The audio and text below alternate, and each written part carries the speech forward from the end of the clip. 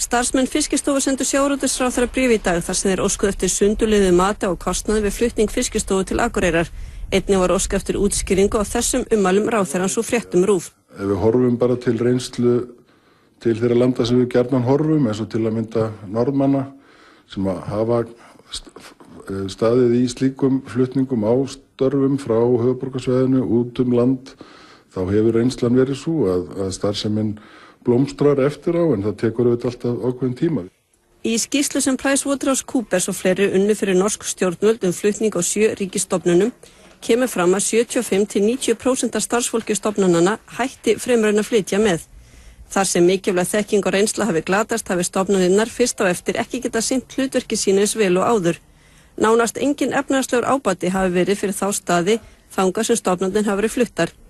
Kostnaður við flutning hvers starfs hafi reynst vera á bilinu 11–23 milljónir íslenska króna.